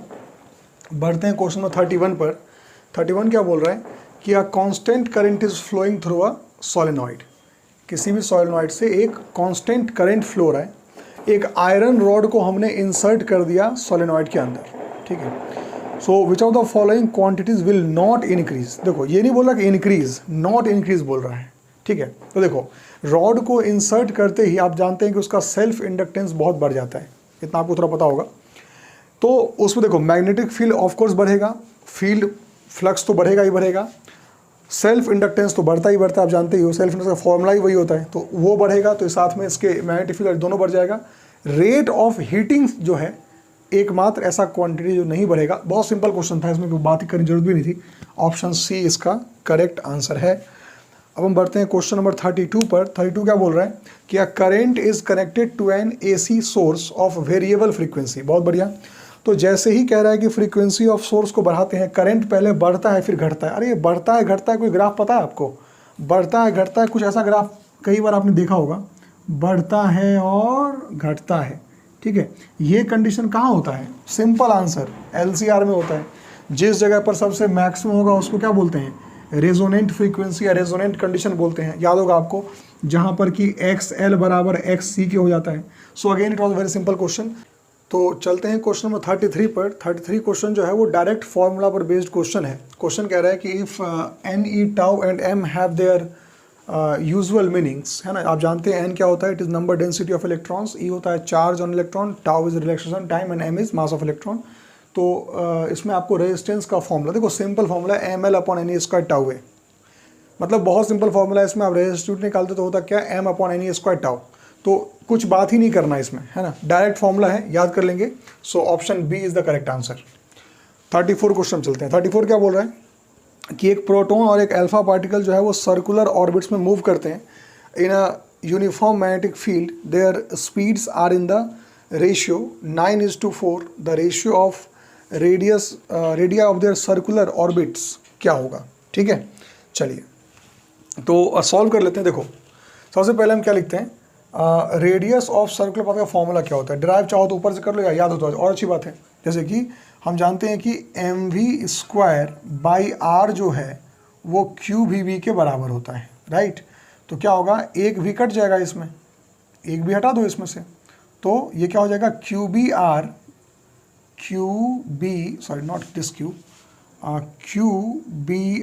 इज इक्वल्स टू mv होता है, इसीलिए r क्या हो जाएगा अपना mv/QB हो जाएगा। सिंपल है।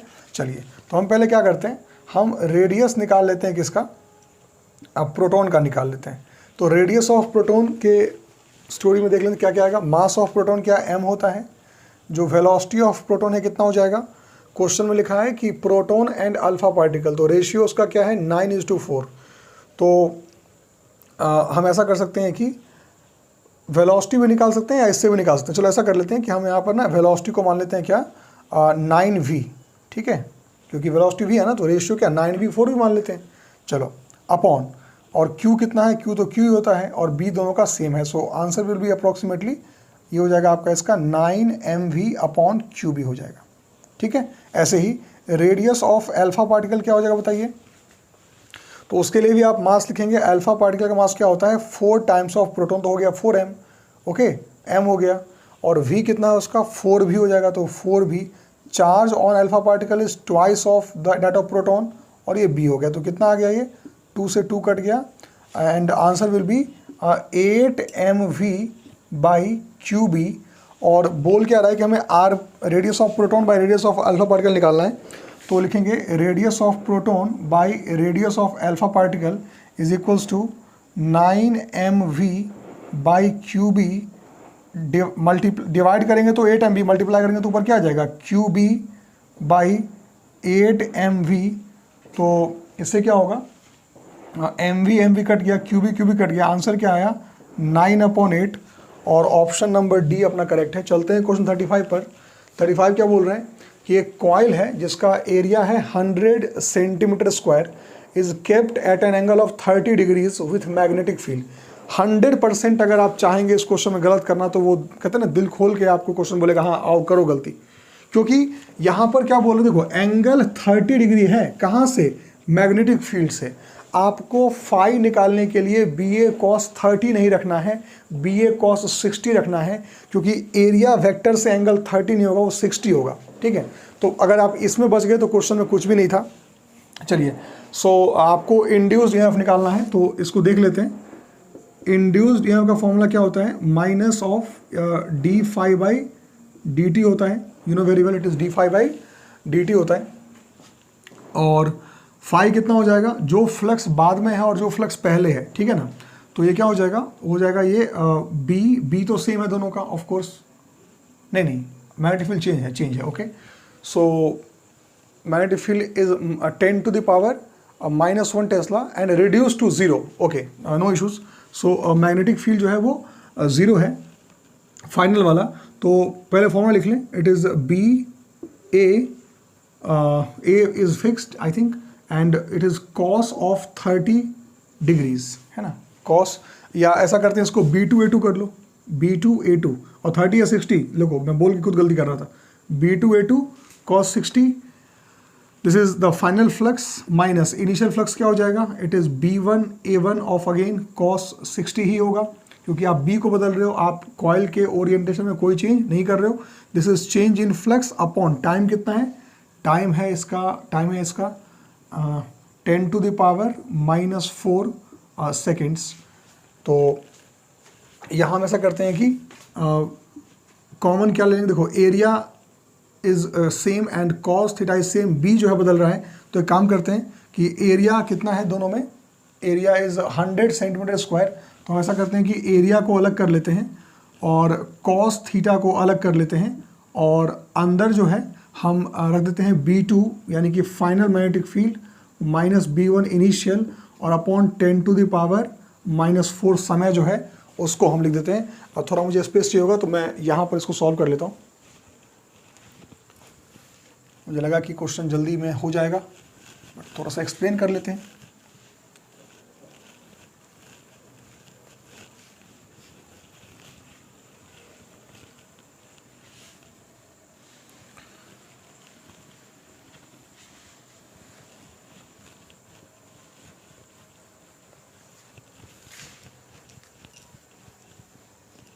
चलिए, सो A cos थीटा, A कितना है 100 सेंटीमीटर स्क्वायर, तो ये हो जाएगा 100, और चूंकि सेंटीमीटर स्क्वायर है तो इसको मीटर स्क्वायर में कन्वर्ट करने क्या करेंगे, 10 की पावर -4 से इसको हम जो है वो मल्टीप्लाई करेंगे, एंड cos 60 होता है 1/2, और जो B है शुरुआत में B2 तो 0 ही हो चुका है, बस B1 आपको चाहिए कितना, B1 is 10 to the power -1 Tesla, 10 to the power -1 upon change in field again क्या है -4 है, राइट, यही तो होगा। तो देखो इससे तो ये कट ही गया यार, क्या ये तो कट गया, 50 बचा, तो 50 हो गया, और 50 के बाद क्या है ये 0 और माइनस है, और माइनस तो डलता ही पहले अपने फॉर्मूले माइनस था ना, ये माइनस हमने शायद छोड़ दिया है, ये माइनस होगा और यहाँ भी माइनस चलेगा, and this is -1/10, so answer will be minus plus, so 5.0 volt is the answer, और ऑप्शन नंबर सी जो है इसका वो करेक्ट है, राइट। चलते हैं नेक्स्ट क्वेश्चन 36 देख लेते हैं। इसमें क्या कह रहा है कि एक 15 ओम का रेजिस्टर है और 80 ohm inductor, 80 milli henry inductor है, और capacitor of capacitance C given नहीं है, इसको सीरीज़ में कनेक्ट किया 50 हर्ट्ज AC सोर्स से, और सप्लाई वोल्टेज और करंट सेम फेज में आ गया, तो सी की वैल्यू क्या होगी। देखो करंट और वोल्टेज सेम फेज में तभी आते हैं जब रेजोनेंस कंडीशन हो, राइट, और रेजोनेंस कंडीशन कब होता है यहाँ देख लेते हैं, जैसे कि रेजोनेंट तब होता है जब XL और XC आपस में क्या हो जाए, बराबर हो जाए, राइट। तो देखो एक्सएल का फॉर्मूला क्या होता है, ओमेगा एल, और एक्स सी क्या होता है 1/ओमेगा सी। इसको अगर हम मल्टीप्लाई करें क्या हो जाएगा, ये हो जाएगा omega square of L C and that is equals to 1। तो हमें सी चाहिए बस, तो सी क्या हो जाएगा 1/ओमेगा स्क्वायर एल, राइट, 1/ओमेगा स्क्वायर एल हो जाएगा। चलिए अब 1/ओमेगा कितना है, ओमेगा है 2 पाई एफ होता है ना, 2 pi F, so it is 2 pi F का होल स्क्वायर इंटू एल है, सो इट इज़ 1/2 का स्क्वायर होता है 4, फिर आ गया आपका पाई का स्क्वायर, फ्रीक्वेंसी कितना है 50 का स्क्वायर, और एल कितना है 80 milli henry, that is -3। Okay देखो तो ये कितना हो जाएगा, पाई के स्क्वायर को हम कई बार 10 मान लेते हैं। ओके तो ये हो जाएगा 1/4 इंटू पाई का स्क्वायर क्या हो जाएगा 10, तो 10 लिख दिया मैंने। 50 का स्क्वायर क्या हो जाएगा 2500, और ये हो जाएगा 80, और फिर आ जाएगा 10 की पावर -3, राइट। तो इसको जो आप सिंप्लीफाई करोगे, आई हैव सॉल्व्ड इट, तो इसको सिंप्लीफाई करो तो आपका आंसर आएगा अप्रॉक्सीमेटली 125 माइक्रोफेरेड के आसपास, राइट। तो आपको उससे रिलेटेड आंसर टिक लगाना है। सो आंसर इज़ 127, क्योंकि हमने उसको जानबूझ के 10 मान लिया था, लेकिन है वो कितना उससे थोड़ा कम होगा, 3.14 का स्क्वायर 10 से थोड़ा कम होता है, तो हमने उसको 10 मान लिया है, तो अपना आंसर थोड़ा सा कम आएगा, तो असली आंसर थोड़ा सा बड़ा आएगा। तो इस सब देख लेंगे। सो 127 microfarad is the right answer. तो क्वेश्चन नंबर 37 देखते हैं। बस ये देखने में लग रहा है आपको थोड़ा सा कॉम्प्लेक्स है, काफ़ी आसान क्वेश्चन। क्वेश्चन क्या कह रहा है कि 4 ऑब्जेक्ट्स हैं W, X, Y और Z, और इन सब पर +Q चार्ज है ना। तो इन सब पर क्या करते हैं हम लोग, पहले +Q चार्ज बना लेते हैं। तो यहाँ पर भी चार्ज +Q है, यहाँ भी +Q चार्ज है, यहाँ भी +Q चार्ज है, और यहाँ भी +Q चार्ज है। ओके अब क्या बोल रहे हैं कि स्क्वायर जिसका साइड D है वहाँ इसको रखा गया है, X और Z मिड पॉइंट्स हैं, ओके नो डाउट। और कह रहा है electrostatic force exerted by W on X, यानी W ने X पर जो रिपल्सन फोर्स लगाया उधर भेजकर वो F है। तो आपको मैग्नीट्यूड ऑफ फोर्स निकालना है W जो कि Z पर लगाएगा, है ना। तो आई थिंक इतना मुश्किल क्वेश्चन नहीं है, फिर भी इसको देख लेते हैं। जैसे कि W का X पर फोर्स F है, तो F आखिर होगा कितना, Q1 Q2, पहले Q1 Q2 by R square. अच्छा R कितना होगा, ये डिस्टेंस D/2 हो जाएगा, तो D/2 का स्क्वायर कर देंगे तो कितना हो जाएगा, ये ऊपर चला गया, तो 4 times of KQ square by D square. ये अपना F फोर्स है। ओके अब हम क्या करते हैं, इन दोनों के बीच का फोर्स निकाल। देखो इसके दोनों के बीच के फोर्स को निकालने के लिए आपको पहले ये लेंथ मालूम होना चाहिए, और इस लेंथ के लिए हम क्या करेंगे, यहाँ पर लगाएंगे पाइथागोरस थ्योरम, राइट। तो देखो ये लेंथ है अपना D, और ये है कितना D/2, तो ये कितना हो जाएगा D/2 का होल स्क्वायर प्लस D का स्क्वायर, तो ये कितना हो जाएगा D/2 का whole square plus D square under root. So पहले इसका ये हो जाएगा अपना D square by 4 plus D square by 1, तो ये हो जाएगा 5D square by 4 under root of 5D square by 4। तो रूट में इसको ले गए तो क्या बचेगा, ये हो जाएगा अंडर रूट 5 बच जाएगा, और D/2 ये हो गया अपना डिस्टेंस, यानी इन दोनों के बीच का। तो ये जो फोर्स है, यानी इस फोर्स का नाम F डैश रख लेते हैं। तो ये फोर्स कितना हो जाएगा, चार्जेस तो वही हैं, it is again K and Q square by distance का स्क्वायर क्या हो जाएगा, इट इज़ √5 D/2 का होल स्क्वायर। तो यहाँ 5 आएगा, तो 5 को हम क्या करेंगे, 5 आएगा, नीचे 4 भी आएगा, सो it will B √5D square, 4 ऊपर गया तो 5 तो नीचे रहेगा ना, सो ये हो जाएगा क्या। क्वेश्चन 38 देखो क्या बोल रहा है कि 2 सोर्सेज हैं ऑफ इक्वल, है ना, 2 sources of equal EMF are connected in series, this combination is in turn connected to an external resistance R, the internal resistance of 2 sources are R1 and R2, जिसमें कि R2 बड़ा है R1 से, और potential difference across internal resistance R2 is 0, तो R की value क्या होगी। इट्स अ नाइस क्वेश्चन, और मेरे सजेशन के हिसाब से आपको इस क्वेश्चन को छोड़ना चाहिए था, because it will take time, है ना, क्योंकि कैलकुलेशन ईजी है बट कंसेप्ट थोड़े से इसके कॉम्प्लेक्स हैं। सो आपको ये छोड़ने चाहिए थे क्वेश्चन, तभी आप सही टाइम पर आंसर कर पाएंगे। बट चूंकि अभी हम लोग कर रहे हैं तो देख लेते हैं क्वेश्चन क्या है। तो देखो, दो सोर्स हैं इक्वल ईएमएफ के, राइट। जैसे कि हमने क्या किया, एक सेल लिया, ईएमएफ ई है, और उसका इंटरनल रेजिस्टेंस मान लिया हमने R1, ठीक है। दूसरा सेल है, उसका भी ईएमएफ ई ही है, और इंटरनल रेजिस्टेंस क्या मान लेते हैं, उसका R2 मान लेते हैं। और ये पूरा का पूरा सेटअप जो है वो कनेक्टेड है किससे, एक एक्सटर्नल रेजिस्टेंस R से कनेक्ट है, और कह रहा है potential difference across R2 is 0, ठीक है। तो समझेंगे, इस R2 के अबाउट अगर मैं कोई वोल्ट मीटर लगा दूं तो वो 0 आपको दे देगा, यही मतलब हुआ ना। तो R2 के अबाउट अगर पोटेंशियल 0 आ रहा है, इसका मतलब कि जो पोटेंशियल, ये तो अंदर था ना, ये तो रेजिस्टर जो है वो अंदर है, यानी कि अगर मैं सिर्फ E की वैल्यू निकालूं, है ना, कि अगर E क्या होगा तो उसमें हम ये देख सकते हैं कि ये डायरेक्ट IR2 के बराबर हो जाएगा, क्योंकि इसका तो 0 है, इसका तो है ही नहीं कुछ ड्रॉप। तो जो ड्रॉप होगा किसका होगा, सिर्फ इसी का होगा, ठीक है। और यही इस क्वेश्चन का मेन कंसेप्ट है, उससे आपका आंसर आ जाएगा। देख लेते हैं, जैसे कि पहले करंट निकाल लेते हैं सर्किट में। तो बताओ करंट का फॉर्मूला क्या हो जाएगा, इसमें टोटल सेल कितने हैं, सीरीज में 2 हैं, तो सीरीज में कॉम्बिनेशन क्या होता है, 2E हो जाता है, ओके। अपॉन टोटल रेजिस्टेंस क्या है, इसमें R1 भी है, इसमें R2 भी है, और इसमें R भी है ना, ये सब रेजिस्टेंस है, इसमें टोटल करंट ही हो गया, ओके। अब कह रहा है कि R2 के अबाउट, फिर से बोल रहा हूँ, R2 के अबाउट पोटेंशियल डिफरेंस का 0 होने का मतलब ये है, लिखा ना, इंटरनल रेजिस्टेंस R2 इज 0। सो ये जो अपना EMF है E, ये वाला EMF, ये डायरेक्टली किसके बराबर हो जाएगा, अपना डायरेक्ट IR2 के बराबर हो जाएगा, ठीक, सिंपल है, ठीक है ना। इसके अबाउट 0 है, मतलब कि इसी का EMF काउंट होगा ही नहीं। चलो बताओ, तो E क्या हो जाएगा बता दो।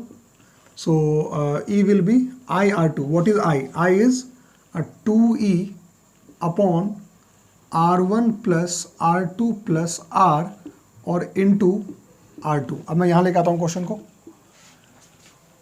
क्रॉस मल्टीप्लाई इसका उससे क्या हो जाएगा, ये हो जाएगा E of R1 plus E of R2 plus E of R is equals to twice E of R2, और E ऑफ R2 को वहाँ भेज दो तो क्या हो जाएगा, E of R is equals to, पहले ER2 वहाँ गया तो क्या बचेगा, सिर्फ ER2 बचेगा, और ये आ गया ER1। अब R चाहिए तो क्या हो जाएगा, E वहाँ जाके माइनस हो जाएगा, आंसर क्या आएगा, R2 माइनस R1, ओके। सो इसका ऑप्शन बी जो है वो करेक्ट आंसर है। मतलब बोला ना, कंसेप्चुअल क्वेश्चन था, कैलकुलेशन में उतना कुछ दिमाग इसमें नहीं है। चलिए नोट कर लेंगे, आगे बढ़ते हैं। नेक्स्ट क्वेश्चन 39 करते हैं। 39 क्वेश्चन क्या कह रहा है कि विच of the following statements is correct, इनमें से कौन से स्टेटमेंट जो हैं वो सही हैं। तो काफ़ी आसान क्वेश्चन है, properties of magnetic field line से आया हुआ क्वेश्चन है, इसको देखते हैं। तो पहला इसमें कह रहा है कि magnetic field lines do not form closed loops. आप जानते हैं कि वो क्लोज लूप फॉर्म करते हैं क्योंकि वो नॉर्थ से निकलता है बाहर मैग्नेट के, और जो है वो साउथ में आता है, लेकिन अंदर वो साउथ से नॉर्थ भी जाता है। तो पहला ऑप्शन तो खैर हो ही नहीं सकता। दूसरा ऑप्शन कह रहा है कि मैग्नेटिक फील्ड स्टार्ट होता है नॉर्थ से और ख़त्म होता है साउथ पे। साउथ पे ख़त्म नहीं होता, वो साउथ के आगे भी चलता रहता है क्योंकि वो क्लोज्ड लूप फॉर्म करता है। तो ऑप्शन बी भी गलत है। ऑप्शन 3 कह रहा है कि tangent at a point on magnetic field line represents the direction of magnetic field at that point. बिल्कुल सही आंसर है। मैग्नेटिक फील्ड लाइंस पर अगर आप टेंजेंट बनाओगे तो वो आपको मैग्नेटिक फील्ड का डायरेक्शन दे देगा उस पॉइंट पर। और इसी में एक प्रॉपर्टी और पढ़ाते हैं कि क्राउडनेस जो है, जितने पास पास लाइंस होंगे उतना स्ट्रॉन्ग फील्ड होगा, ठीक है। तो ऑप्शन सी तो सही है ही। एक बार डी देख लेते हैं। और 2 मैग्नेटिक फील्ड लाइंस में इंटरसेक्ट, में क्या कोई वो है क्या, ऐसा दोनों होता है। ऑप्शन डी भी जो है इसका गलत है। चलिए आते हैं क्वेश्चन नंबर 40 पर। क्वेश्चन 40 क्या बोल रहा है कि ये जो आपके सामने डायग्राम बना हुआ है इसका इक्विवेलेंट रेजिस्टेंस क्या होगा। 10th क्लास का क्वेश्चन है, 10th क्लास का क्वेश्चन है, गारंटी लिख के दे रहा हूँ। अब देखो क्या है, एंड्स ए, ये एंड ए है और ये एंड बी है। अब देखो बहुत सिंपल है, यहाँ पर आपको ये दिख रहा होगा। अब ये शॉर्ट सर्किट है, करंट यहाँ पर क्यों जाएगा, जब करंट सिंपल आएगा तो यहाँ से जाएगा, यहाँ जाएगा ही नहीं। तो जब यहाँ जाएगा ही नहीं तो ये रेजिस्टेंस फेल हो गया। ये फेल हो गया तो सीधे आर आर सीरीज में आंसर क्या होगा, 2R। ऑप्शन सी इसका सही है। और आई थिंक इसका आंसर आपने कर लिया होगा और बहुत ही आसान क्वेश्चन था। आंसर इसका क्या होगा, 2R is the answer. Okay, next आते हैं क्वेश्चन नंबर 41 पर। देखो 41 क्या बोल रहा है। 41 कह रहा है क्या, a bar magnet has magnetic dipole moment m and initial position is parallel to the direction of magnetic field, यानी कि थीटा जो है वो 0 है। इस पोजीशन में टॉर्क और फोर्स क्या हो। देखो टॉर्क के फॉर्मूले में आप जानते हो कि टॉर्क का फॉर्मूला क्या होता है, RF साइन थीटा या फिर MB साइन थीटा, आप जानते हो है ना। तो वो स्मॉल m क्रॉस b होता है। इन्होंने एक तो ऑप्शन लिखा है वो वैसे ही डाउटफुल है, उसकी बात नहीं करना क्योंकि वो कैपिटल M लिखा हो, वो छोड़ो। मेन हमें बात करनी है क्या कि इसमें जो एंगल क्या है ना, तो एंगल 0 हो गया। टॉर्क में भी साइन थीटा आता है और यहाँ फोर्स में भी IL भी साइन थीटा आता है, दोनों ही 0 हो जाएगा। तो ऑप्शन क्या होगा, 0 एंड 0। बहुत सिंपल क्वेश्चन था।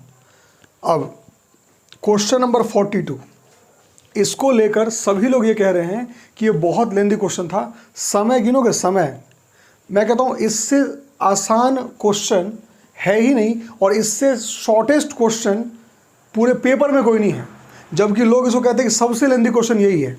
पता नहीं क्यों बोलते हैं, वो वही जाने। देखो कैसे बताता हूँ, अभी तो मैं समझा रहा हूँ तो ऑफकोर्स समय लगेगा, बट आप लास्ट में देखना कितना ईजी है क्वेश्चन है ना।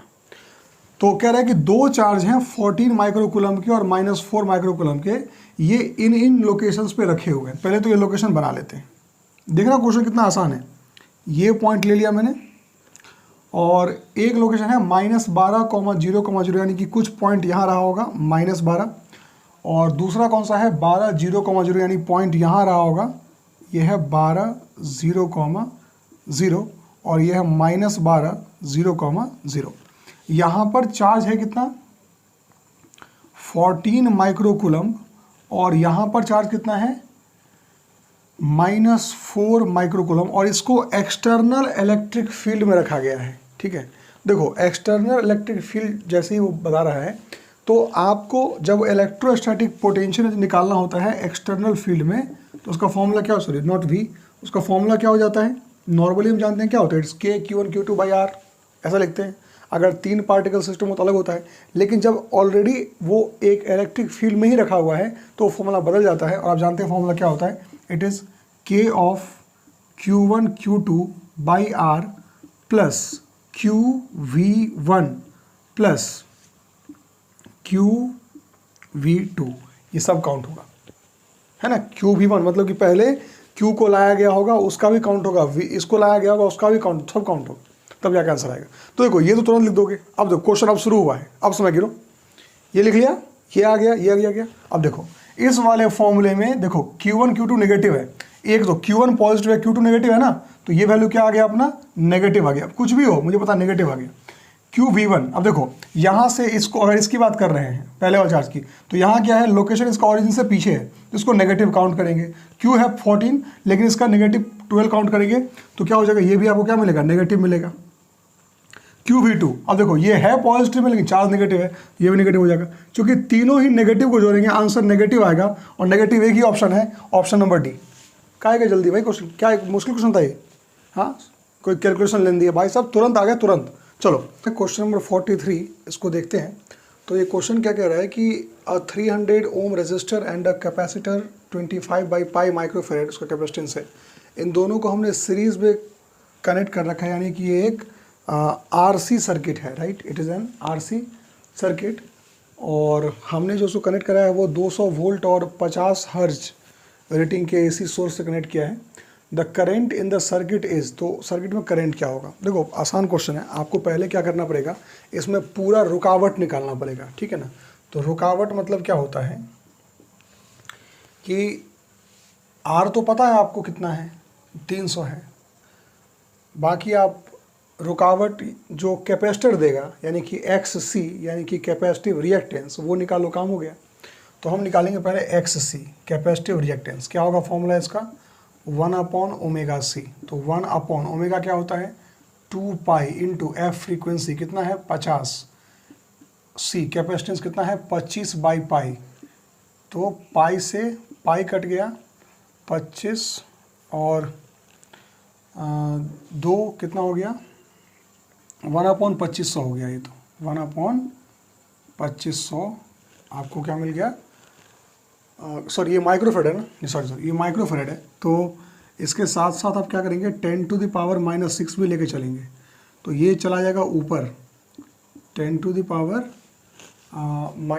जो है वो ऊपर जाकर हो जाएगा 10⁻+6 और 25 का ये हो जाएगा कितना 400। तो ये कितना आ गया 400 ओम आ गया। अब देखो टोटल जो करंट निकालना है तो करंट का फॉर्मूला क्या हो जाएगा, हम जानते हैं voltage upon √of R² plus XC²। तो वोल्टेज कितना है 200 है, अब R है कितना 300 और ये है कितना 400। 300 और 400 का स्क्वायर का रूट कितना होता है 500 होता है, ये तो जानते हो ना, 3 4 का 5 होता है, इजी है। तो ठीक है, आंसर क्या है 2/5 और 2/5 का पॉइंट में क्या आएगा 0.4 एम्पियर। सो इसका ऑप्शन जो है ऑप्शन नंबर बी करेक्ट है। क्वेश्चन 44 पर आते हैं।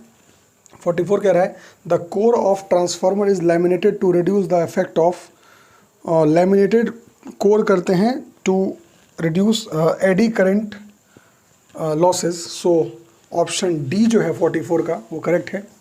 सो 44 का ऑप्शन क्या होगा आपका क्वेश्चन, चेक कर लूँगा कुछ और तो नहीं इसमें। Option 44 the core of transformer is laminated to reduce the effect of laminate, हाँ ठीक है, एडी करंट इसका आंसर है। चलिए आते हैं क्वेश्चन नंबर 45 पर। 45 से एसर्शन रीजन चालू हो गया है और ये आपके सामने 5 क्वेश्चन हैं एसर्शन रीजन के। देखते हैं ये क्या कहता है।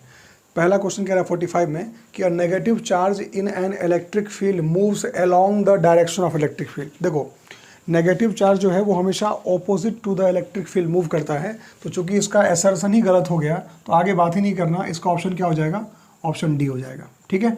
46 कह रहा है कि the pole of a bar magnet cannot be separated, बिल्कुल सही बात है, और magnetic monopoles do not exist, बिल्कुल सही बात है, इसका ऑप्शन ए सही होगा। 47 when radius of current loop is doubled it's magnetic moment becomes 4 times. Magnetic moment का फॉर्मूला होता है I और एरिया हो जाएगा πr², बिल्कुल सही बात है ना। तो πr² होता है ना फॉर्मूला, तो रेडियस को डबल करने से 4 गुना हो जाएगा, बहुत बढ़िया। और magnetic moment of current loop is directly proportional to area, exactly दोनों सही ऑप्शन है, इसका ऑप्शन होगा ए सही है इसका। 48 higher the range lower is the resistance of ammeter, अच्छा लगा सुन के चलते रीजन के पास। To increase the range of ammeter additional shunt is added in series, बिल्कुल नहीं भैया, कहाँ से पैरेलल में लगता है ये, ठीक है। सो इसका रीजन गलत है, तो ऑप्शन इसका सी करेक्ट होगा। 49 a step up transformer cannot be used as a step down transformer, बहुत कंट्रोवर्सी इस क्वेश्चन में यार, है ना, अलग अलग लोग अलग अलग आंसर दे रहे हैं। तो step up transformer cannot be used as a step down transformer, बिल्कुल कर सकते हैं, बिल्कुल कर सकते हैं। आपने सिर्फ क्या करना है कॉइल को रिवर्स करना है, और ट्रांसफार्मर का जो डायग्राम अगर आप देखोगे उसमें कुछ नहीं होता, उसमें सिर्फ स्टेपल्स में हमने वाइंडिंग करनी होती है, जिस तरफ वाइंडिंग ज़्यादा होगा बस उसको रिवर्स करके हम बदल सकते हैं। So step up transformer cannot B use बोल रहा है, तो ये गलत है, वी कैन यूज़, और नीचे लिखा है वन डायरेक्शन, ये भी गलत है, तो इसका आंसर क्या हो जाएगा option D will be the correct answer. चलते हैं क्वेश्चन नंबर 50 पर। ओके, क्वेश्चन नंबर 50 इसमें कह रहा है कि equipotentials at a large distance from a collection of charges whose total sum is not zero. देखो इस क्वेश्चन में बहुत ज़्यादा गलती आप कर सकते हैं। कैसे? सम अगर जीरो है तो स्फीयर होता है, ये हमने पढ़ा भी होगा या हमें याद भी होगा कि अगर सम जीरो है तो स्फीयर होता है, लेकिन कह रहा है सम नॉट जीरो है तो आंसर क्या होगा इसका प्लेन होगा, डायरेक्ट आंसर है, नोट कर लेंगे। क्वेश्चन नंबर 51 सामने है, सॉल्व करना पड़ेगा, बताते हैं क्या है क्वेश्चन। इसमें क्या कह रहा है कि 4 चार्जेस हैं, plus plus minus minus, side है 2L और एक पॉइंट A है जो कि इन दोनों के बिल्कुल बीच में है, तो वहाँ पर आपको इलेक्ट्रिक पोटेंशियल निकालना है। पोटेंशियल स्केलर क्वांटिटी, इसलिए हम क्या करते हैं नेट पोटेंशियल का फॉर्मूला क्या हो जाएगा, पहले तो इस पॉइंट पर इसकी वजह से पोटेंशियल क्या होगा बताइए, इट विल बी K और ये Q है ना सिंपल, तो KQ/R, यानी कि ये लेंथ कितना हो जाएगा L हो जाएगा, ठीक है। ऐसे ही इसकी वजह से पोटेंशियल क्या हो जाएगा बताइए, प्लस ऑफ कितना KQ/L हो जाएगा, ठीक है। दोनों के वजह से प्लस का पोटेंशियल होगा, दोनों की वजह से लिख दिया उसको। चलिए यहाँ चलते हैं। अब आपको पहले तो ये डिस्टेंस निकालना पड़ेगा, तो देखो ये डिस्टेंस आपको पहले निकालना पड़ेगा और ये डिस्टेंस भी आपको निकालना पड़ेगा, तभी आंसर आएगा। और ये कितना होगा समझो इसको, जैसे कि यहाँ से यहाँ तक की बात कर लेते हैं, तो ये तो 2L है और ये L है, तो ये कितना हो जाएगा 2l प्लस एल, तो 2l का स्क्वायर और l का स्क्वायर क्या हो जाएगा, ये हो जाएगा अंडर रूट ऑफ 5l हो जाएगा बाय पाइथागोरस थ्योरम, है ना। तो हम क्या करेंगे, और ऊपर नेगेटिव है तो पोटेंशियल क्या हो जाएगा, माइनस ऑफ k, और है तो q he, of course charge तो q ही है, अपॉन r के बदले क्या लिखेंगे हम लोग, रूट 5l।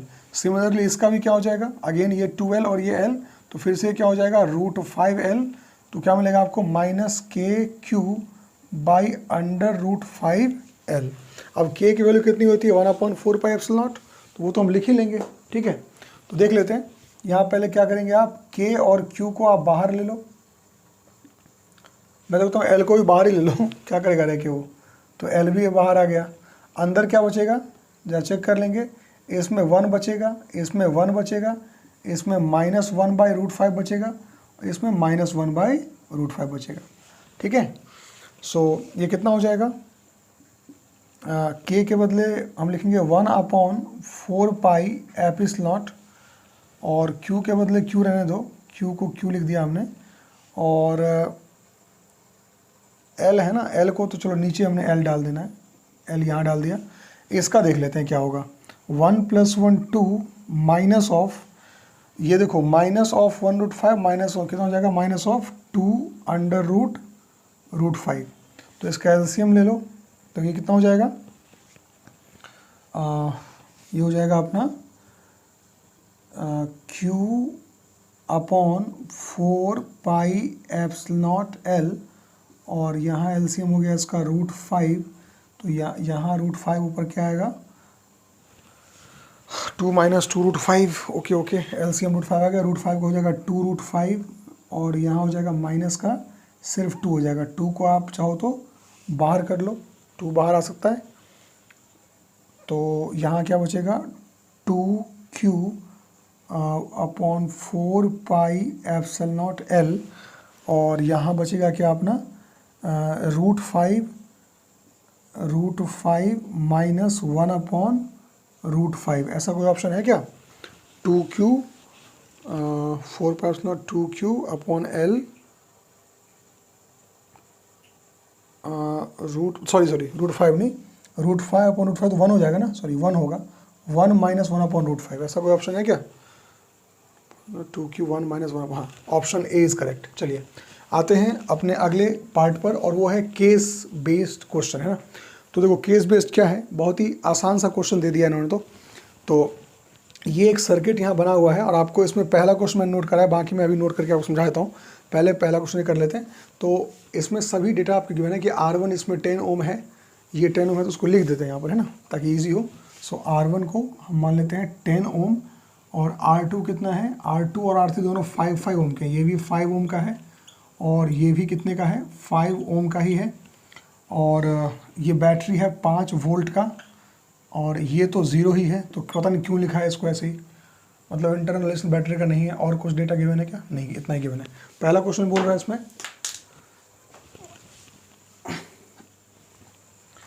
पहला क्वेश्चन बोल रहा है कि इसमें से कौन सा पॉइंट है जिसके पोटेंशियल सेम होगा। देखो पोटेंशियल सेम का नियम क्या होता है कि बीच में कोई बैटरी या रजिस्टर नहीं आना चाहिए। तो आप देखो ये जो नीचे के जो 4 पॉइंट्स है ना, ये चारों का पोटेंशियल सेम है। इसमें से देखो मैच कौन सा करता है, बी सी कहाँ आ गया, सी मैंने मेंशन नहीं किया है क्या, शायद मैंने मेंशन नहीं किया है, एक मिनट, ये है ए, ये ए है, और ये सी है, ये एच है, एफ है, ओके। चलिए देखो, तो इसमें से B C D, B C तो है लेकिन डी तो कभी हो नहीं सकती, डी में बीच में रजिस्टर आ गया तो ऑप्शन होगा नहीं। F H G, F H J, yes correct answer, क्योंकि देखो इसमें बीच में कहीं भी इस एफ में, जी में और एच में, ये चारों में से कहीं भी बीच में कोई रजिस्टर नहीं है, तो इसका पोटेंशियल सेम हो जाएगा। बाकी और देख लेते हैं, D E F, D E का तो सेम होगा, लेकिन एफ का क्यों, क्योंकि बीच में R3 आ गया ना, ऑफकोर्स सही नहीं, ऐसे ही ए बी जे भी सही नहीं होगा। सो इसका 52 का आपने आंसर नोट कर लिया है। अब हम पढ़ेंगे क्वेश्चन नंबर 53 पर, जो कि इसी केस बेस्ड पर स्टडी है, सॉरी क्या बोल रहा हूँ मैं, जो इसी केस पर बेस्ड है, केस पर स्टडी बेस्ड, पता नहीं क्या बोल रहा था चलो 53। सो कह रहा है करंट जो बीजी आपको दिख रहा है, ये जो लूप है इसमें करंट कितना होगा ये आपको पता करना है, राइट। सो इसके लिए करंट क्या, देखो ये तो 0 ही है, तो आप देखेंगे कि ये 5 और 5 10 है ना, ये 5 और 5 10 सीरीज में कनेक्शन है, तो इसका 10 हो गया, इसका 10 हो गया, यानी दोनों का रिजल्टेंट कितना आ गया 5, 5 से 5 का कितना आ गया 1, कितना आ गया 1 एम्पियर। 1 एम्पियर यहाँ से निकला, यहाँ 10 देखा, यहाँ 10 देखा, यहाँ से कितना जाएगा 0.5 जाएगा। ऐसे ही बात करते करते कर लो, 0.5 यानी कि ऑप्शन सी करेक्ट है। कह रहा है पावर डेसिपेटेड इन R1, इसमें पावर कितना जाएगा। देखो पावर का फॉर्मूला क्या होता है, पावर इज V²/R, तो उसके यहाँ इसके अक्रॉस वोल्टेज ड्रॉप तो 5 ही है ना, तो 5 का स्क्वायर और R कितना है उसका, R है 10, तो पावर कितना आ जाएगा 2.5 watt. Option B is correct. और इसमें कह रहा है पोटेंशियल डिफरेंस अक्रॉस R3 कितना है, तो R3 इसके अबाउट पोटेंशियल ड्रॉप क्या होगा। देखो यहाँ से करंट कितना गया था, 1 एम्पियर करंट पूरे सर्किट में यहाँ से निकला था 1 एम्पियर, यहाँ से गया 0.5, यहाँ गया 0.5 गया 5 ओम के पास से, तो 5 ओम से 0.5 गया, यानी V का फॉर्मूला क्या हो जाएगा IR, I और R कितना है 5 ओम, आंसर क्या आ जाएगा 2.5 volt. Option C is correct. देखो तो मैं वही बोल रहा हूँ, पेपर जो है आपने पूरा देख लिया और मेरे हिसाब से ऐसा कोई भी क्वेश्चन नहीं था, अगर एक आध क्वेश्चन छोड़ दें जिसमें आपको दिक्कत आए। ओवरऑल मैं इस पेपर को 10 में से 7 रेटिंग दूंगा टफनेस के मामले में। ओके, तो आई होप आपको पूरा समझ में आ गया होगा। आपके क्या स्कोर आए हैं वो आप प्लीज़ कमेंट बॉक्स में मुझे बताइए कि आपके स्कोर ये हैं और कहाँ कहाँ आपने गलती की और कैसे मैं आपको इसमें हेल्प कर पाऊँ। ओके, सो बने रहिए फ्रीक्वेंसी कैरियर इंस्टीट्यूट के साथ और आगे भी मैं आप लोगों के लिए ऐसे ही प्यारे प्यारे कंटेंट्स लाता रहूँगा। Thank you so much.